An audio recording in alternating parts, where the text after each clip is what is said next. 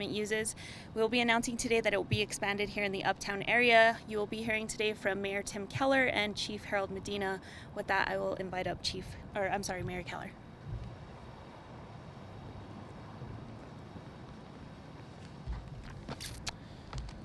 All right, well, good afternoon. We'll let folks kind of hover around. I know it's a little breezy.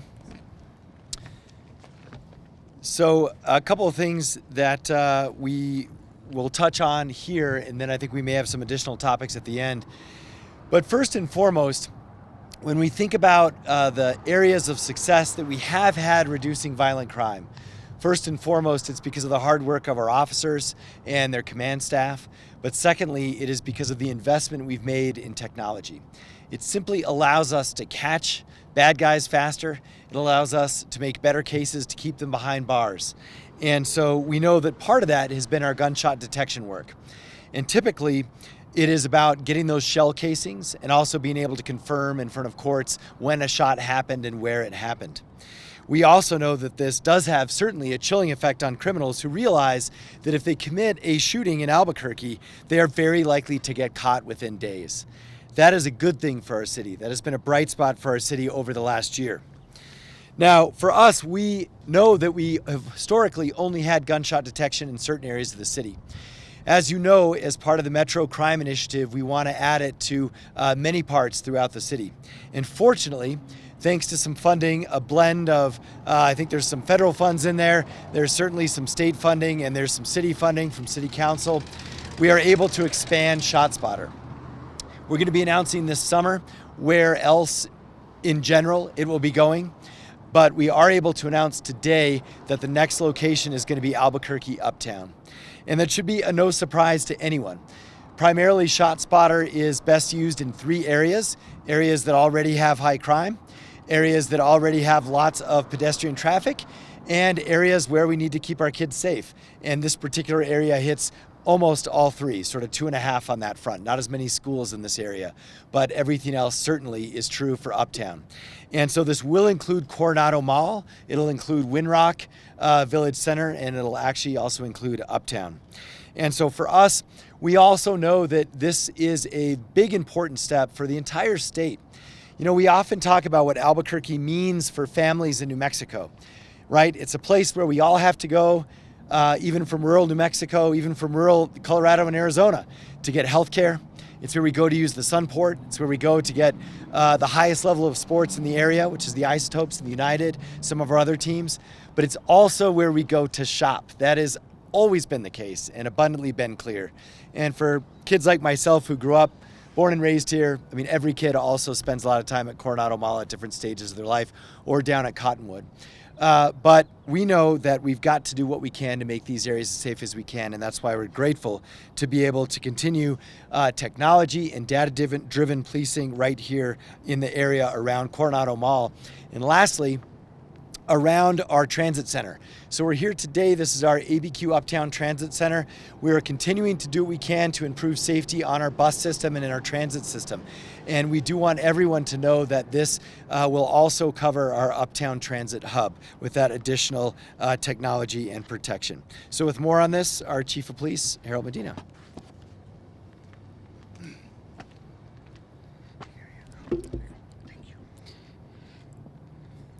You know, es muy importante que nosotros podemos saber cuando alguien está tirando balazos, que dónde están tirando los balazos, y también en los lugares que tienen muchas personas es importante que nosotros podemos saber más temprano que alguien está tirando balazos, si todavía están tirando balazos o era más un balazo o más. I think it's important that we recognize that in some of these areas where we have a lot of people gather within the community, it's important that we understand what shots are being fired and what's actually occurring. During this past year, we've had 2 major incidents in the metro area where knowing what was going on is key and would help us with helping the public understand what's occurring.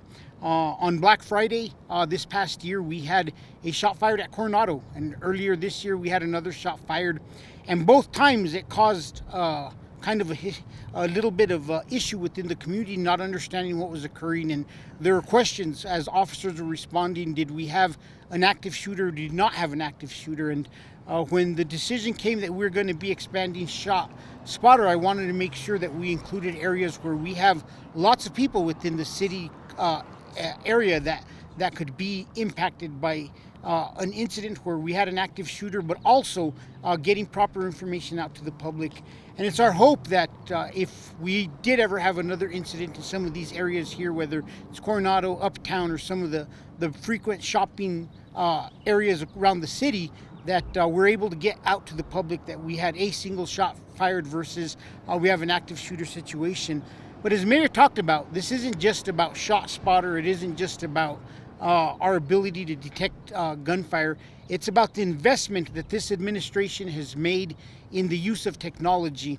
And what are we seeing from that investment is the payout is huge. We've seen that we've increased our clearance rates from somewhere around 55% to near 90% the last 2 years. And right now, we've cleared more homicide cases than we've had in 2024.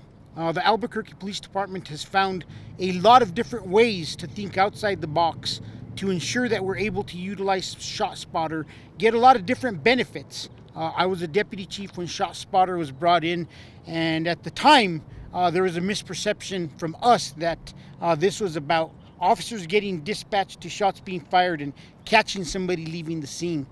Since then, we've learned to adapt and really utilize the technology for whether it's prosecuting cases, in this case, getting information out to the public sooner is what's truly occurring.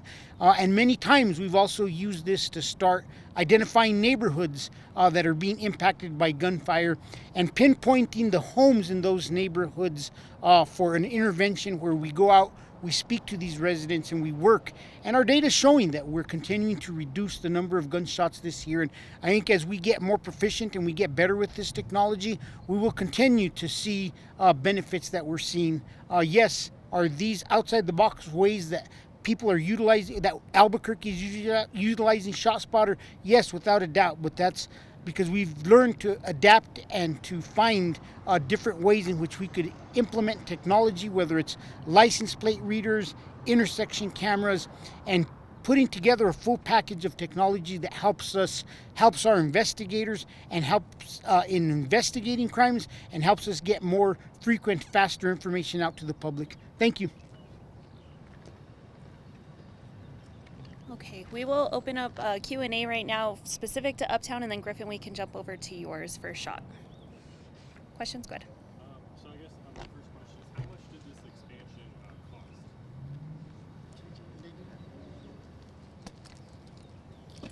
I'm Deputy Chief J.J. Griego. I have the Real-Time Crime Center and am responsible for the implementation of ShotSpotter. I can tell you that it hasn't cost anything yet. We have the funding. ShotSpotter costs are between $70,000 and $75,000 per square mile a year. So does that mean that they haven't been installed yet, or is when they're going to be installed? They should be installed by the end of the summer or end of July.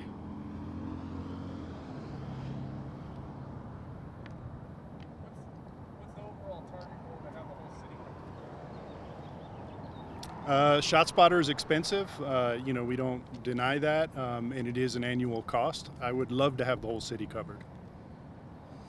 I think it's important, without a doubt. Our goal is to cover as much of the city we can. We've seen the benefits, whether it's, like I stated earlier, the way we've adapted and have enabled us to be able to use it very proactively and seeing the neighborhoods experiencing the most gunfire, going out, contacting the individuals that are responsible for that gunfire, and kind of putting them on notice. It's a very proactive mean for us to reduce gunfire.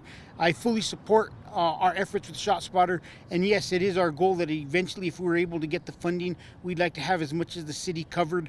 We still would like to expand into the areas of more of our educational institutions and make sure that those are covered in the near future. But as we go along, we pick up more and more of those locations along with the business shopping districts.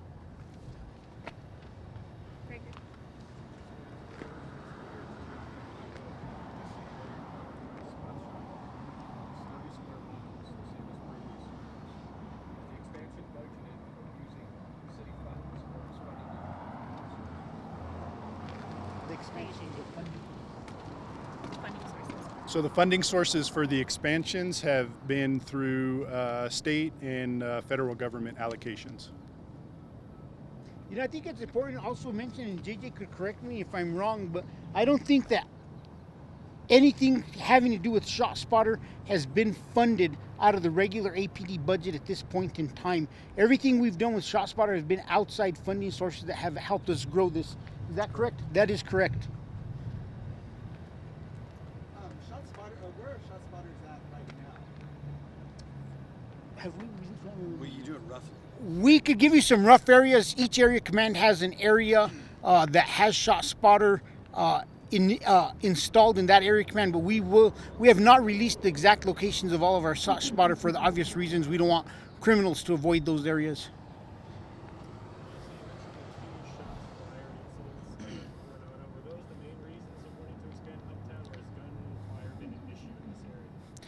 You know, those are two of the biggest reasons, but the thing that I look at is I look at the hysteria that was caused. And I talked about it earlier in this press conference that I think it's important that we get accurate information out to the public. Both those incidents were single shots fired that resulted in massive amounts of officers being dispatched. Officers were dispatched under the impression that we had an active shooter. The public evacuated. There's a lot of unneeded disruption of everybody's day for those incidents, which, yes, they were serious, but we also have to have the right information, and we can't make things more serious or cause more of a hysteria than we should for public safety reasons. So I'm curious with that in mind, so would ShotSpotter be able to help you tell right away if it's an active shooter? ShotSpotter would be able to indicate whether the shots were continually going off and if it was a sequence of shot after shot or if it was a single shot that had been fired. Chief, I apologize if I... What? Oh, and the location also, of course. Chief, I apologize if I missed this. Will this ShotSpotter be in parts of this neighborhood in Uptown? Because I remember the last time the incident happened in Coronado Mall, you mentioned about wanting to have ShotSpotter to public places like inside the mall. We're working on the exterior parts of this area, but we don't want to just cover. This isn't just about Coronado. This is about a shopping district that we're in the Uptown area that has three main shopping areas. I mean, you have Winrock, you have Coronado, you have Uptown, and you have all these areas where we have a lot of residents from the city. And for me, it only makes sense that with the amount of population and people that frequent this area, that we have ShotSpotter installed in this area for public safety reasons. Is there any plans to add ShotSpotter in public buildings in the future?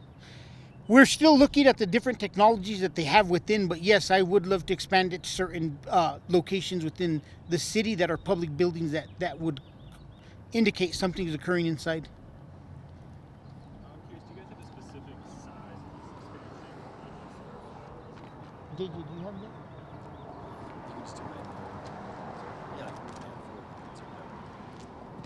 So for this initial one, we're adding 4 zones. The zones are, they charge by the square mile, as I had indicated earlier. Yes. With those 4 square miles, how just explain the ShotSpotter technology for people that may not know about it, what it does. So what ShotSpotter does for us, I can tell you, as far as the technology that goes behind it, you know, I'm not that versed in electrical engineering to tell you how precisely it works from a technical standpoint. But what it does for us is it gives us instant notification of when shots have been fired. It triangulates that location down to an 82-foot circumference. So we know that somewhere within that 82 feet, that shot has been fired. When we initially installed ShotSpotter, we actually went out and tested it. So in the middle of the night, we went out with a truck with a barrel full of sand and we fired shots. We fired 200 shots over that night. And as a testament to the efficacy of ShotSpotter, we got 200 alerts in the correct locations, but we only got 1 phone call from the public about shots being fired.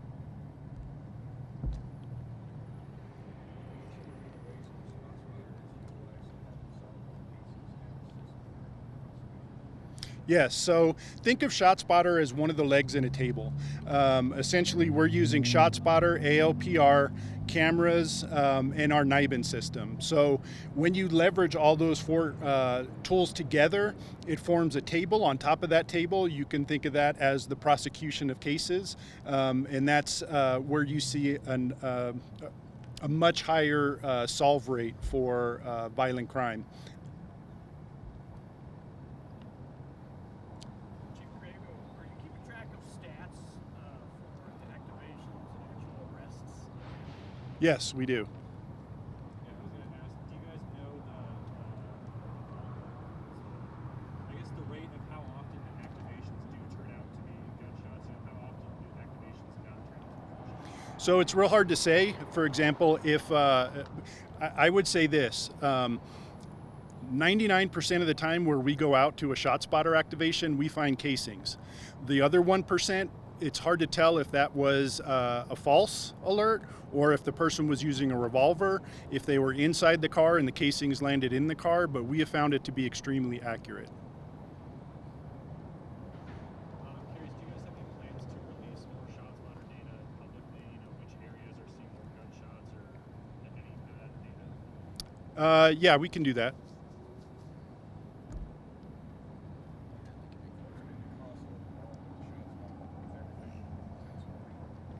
All of it we've done it incrementally. So we started with certain areas and we've added since, so I'll have to get back with you on the total cost. I've seen reports that so the ShotSpotter company that works with you guys, they have the human analysts that review this. How often are activations, reclassified, or how often do you guys have to ask them to recheck stuff? It is very rare, and when a scenario like that happens, we will call them. We are able to access the system ourselves and see that there was an unpublished notification, which means that their analyst listened to it and they weren't able to determine it was gunshot, so they didn't publish it to us. But we have had incidents where we have had a shooting. We go and we look at the unpublished records, and we do find that there was one there. The algorithm does most of it, but there is some human element involved. I'm also curious, so I think it was a few months ago you guys talked about the SHOT program and going into neighborhoods and pointing at the international district, you guys saw that huge drop. I'm curious, since then, have you guys seen other drops in other parts of town? And I am actually going to turn that over. Good afternoon, everybody. My name is Cecily Barker, and I'm the Deputy Chief of Field Services. And to answer your question, we have. When we're talking about ShotSpotter and the bigger picture of how that works, we have had recent incidents where we hold Duke City once a week in our department, and that's where we pull together commanders from throughout the city and we talk about trends that we're seeing. One of those trends was in the Southeast Area Command, and another was in the Northeast Area Command. Specifically in the Southeast, we had ShotSpotter activations going off, and they always were coming back to the very specific location in that area. So we had our detectives really start looking at who lived there, what was the history of the area, and what was happening. We did make an arrest out of that, of a juvenile and his parents, after a search warrant was served. And since that time, the shots went down significantly. In fact, they stopped until he was released again. Another incident in the Northeast Heights, we had neighbors who had been calling in concerns of shots being fired, and the neighbors in this neighborhood weren't communicating with each other, and they felt as though nothing was being done. And so what we did is sent out letters as part of the SHOT program to say, we are aware that shots are being fired in your neighborhood. Please contact us. And we had one direct point of contact and had officers go and knock on doors and say, this is what we're seeing. Please call us if you have casings to pick up. We picked up casings from that scene, and we retrieved video. And what we were able to later do is run those casings through our NIBIN program and working with our CJIC partners to relate it to another case where Bernalillo County had actually made an arrest. The casings related to that case, and we were then able to identify who was causing the incidents in that neighborhood. Since that time, we have also seen that the shots fired have been stopped. So just again, talking about the big picture of ShotSpotter and the SHOT program, it's just communication, bringing community together to address the concerns in the neighborhood. Do you have anything to add to that, Ryan? No, that's exactly right. Are there any other questions on this? We actually have a few remarks that we'd like to make on the recent Supreme Court hearing, or ruling, I'm sorry, Chief, or Mayor? Start. Okay. So thanks. I think we have a couple of things, sort of bonuses since you all showed up today, but things I know you're going to call us about in an hour, so we thought we'd try and just share it now. A major announcement by the Supreme Court today, our New Mexico Supreme Court. And before I mention that, I want to say that, each year we've had our Metro Crime Initiative. I think all of you have touched on these sets of proposals that we present to the state and other stakeholders each year. And we're grateful that some of these ideas are being really listened to and worked on. The special session that's coming up has numerous proposals that are part of our Metro Crime Initiative, and we very much appreciate the governor and the legislature for being willing to look at those over the summer. And so I think there is a bright spot, some hope on the way for some law changes that will help repair our criminal justice system. Now, specific to that criminal justice system, we all know the challenges we've had around this sort of revolving door or rearrest problem. And today I'm grateful for our Supreme Court because they have made a very common sense but specific change to basically say that if you're already out for arrest and you get arrested again, you have to stay. And of course, there's many details around that, but this is something that is just it's a very elegant, simple legal solution, and it's something that we're very, very much appreciative to. And I think today all our city in Albuquerque can say thank you very much, and we appreciate it to our New Mexico Supreme Court. No, like Mayor said, I'd like to thank the Supreme Court for their thoughtful decision today. It does assist us with that revolving door, and this is the second time in recent years that the Supreme Court has made a ruling that really has assisted and impacted us. You look back a few years ago, they made the decision on pretrial interviews on misdemeanor arrests, and they eliminated the needs for those. That helped us get more officers in the street. That reduced overtime costs to the city of Albuquerque. And I have no doubt in the future I'll be talking at a press conference about how that also helped us uncover something that was occurring for a decade within the Albuquerque Police Department and the DWI unit. So I think that these thoughtful decisions, this is definitely going to assist the Albuquerque Police Department. And honestly, I think it assists our judicial officials in making sure that they're well in tune and they're educated and they get to weigh in on decisions that they have made in the past and how they would like to proceed forward. So overall, I think it's a great way for us to move forward. I haven't personally read the full decision. I just got the Cliff Notes earlier, but I'm very happy with what I've been told is occurring in the direction that our criminal justice system is going. Alrighty, thanks. Mayor, do you have anything? Yeah. All right, the wind keeps blowing my stuff out in the street. Okay, also, we've got numerous requests just on the some of these changes that are being proposed to the charter. And so I'm happy to take questions on that, but I can also just make a very short statement just about it. And so I think you all know what I'm talking about, right? In general? Okay. So a couple of things on these. Number one, we are here to talk about crime and homelessness because those are our priorities, and for improving public safety and jobs for families in Albuquerque.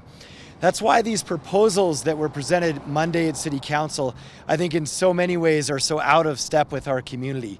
These are like internal rule changes that no one in our administration has ever been consulted about.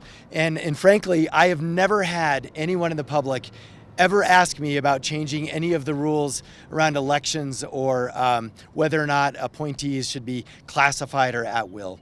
So for us, we do think this is an unfortunate distraction around rule changes and insider baseball as opposed to focusing on crime, focusing on housing, and focusing on jobs and making this a safe city for our families. Now, specifically to these proposals, they're also being rushed through in 2 weeks is the schedule. And so when you are making charter changes and thinking about how our government works, I'm absolutely willing to look at that and to discuss it. But we should do it properly. We should take our time. We should involve the community. Usually, historically, we've gone through a charter review task force to do that, and I'm happy to engage in that process with City Council.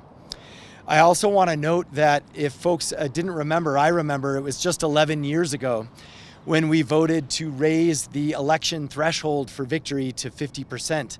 And voters passed that, I think, 55 to 45. And so it was just 10 years ago we already voted on that particular proposal. So I'm not sure why we need to go vote on it again at this point. But 2 more points on the proposals. This election one, if you ask me, like, do I want an elected official, just as a person, to represent me with 40% of the vote or 50%? Like, the answer is 50. So I'm not exactly sure why we would ever go the other direction. It just, I don't think, feels right to at least anyone I've spoken with. Secondly, on the other set of proposals, they have to do with changes that actually provide protections against favoritism and against patronage. And what that means is when we appoint a city attorney, a city clerk, our chief of police, or the fire chief, I actually can't fire them because they're professionals. We don't want a politician telling them what to do. And they actually have to be fired for cause. And this would change it to make them at will. And it would give them 10 bosses. And so I just don't see how having our men and women in law enforcement responsible to 10 different people and also able to be fired at a political whim improves anything. In fact, I think it's the opposite. If the mayor is the person responsible for hiring the chief, that you have someone to hold accountable. And you all do that to me every day, and you should. Because the mayor represents all of Albuquerque, not just a district.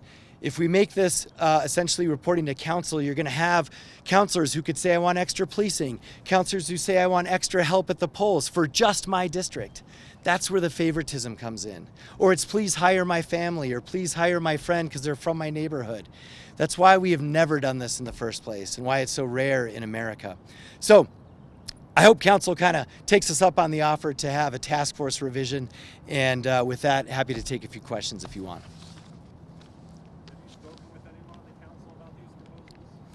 I am working through talking to all the counselors, and I do routinely. Some of them want to talk, some don't. But yes, I'm talking to, let's say, more or less half at this point, but we'll continue reaching out, and we'll see where we go from there. You mentioned the first 3. There was also the one about the separation of powers. Is there any concerns with that proposition that they have? One thing that was interesting about this, as I mentioned, usually on any big issue, we try and talk to each other first. And it can even be staff. No one was talked to about these issues except for that one. That one actually has some merit, and I'm totally open to looking at that.